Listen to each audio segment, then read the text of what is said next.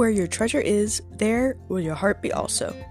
God has hidden unlimited treasures in His Word. Every time we open it, we can discover a new treasure, or admire an old one. What will we find today? Let's dig in. Here's Carla Early with Treasure Hunt in the Word.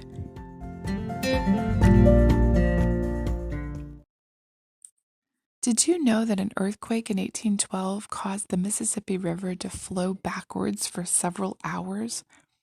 It was one of the strongest quakes in recorded history. More recently, the storm surge of hurricanes have made it flow backwards in 2005, 2012, and 2020. Many floods over the years have made the Great Mississippi change its path and shape all along the river. If you've ever been in an earthquake, a hurricane, a flood, or any natural disaster, you've experienced a powerful force that's completely uncontrollable by humans. We're totally helpless against the power of the earth, wind, and water. And things that we see as stable and permanent, like the mighty Mississippi River, are subject to their power as well. My question is, why do we think that God isn't as powerful as an earthquake, a hurricane, a flood, or any other natural disaster? I say this because I've heard so many people lament over the state of our nation, our culture, our leaders. But then I read Proverbs 21:1, and I have hope. It says, "The king's heart is a stream of water in the hands of the Lord. He turns it wherever he will." Well, compared to the mighty Mississippi River, a stream is no problem. In fact, last year on vacation, my son made it his project to divert a stream near the cabin where we were staying. After a lot of work, he had the creek flowing through a sandbar instead of around it. With lots of work, sometimes we can change someone's mind or improve some of what we find wrong with the world. But God, the one who controls earthquakes, hurricanes, and floods, He can do so much more. He can change hearts. And that's what our country needs, isn't it? It doesn't matter if we've voted in the finest Christian leaders on every level and they changed every law in the country to fall in line with the Word of God. That wouldn't make us a Christian nation. You can't legislate heart and attitude change.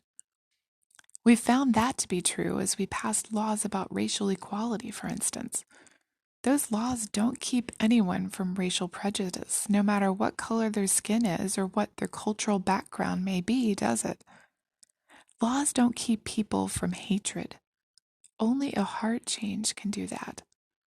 In the same way, laws and rulers don't make our nation any more holy or Christ-like, any more than the reforms of King Josiah made the Israelites more godly. He tried.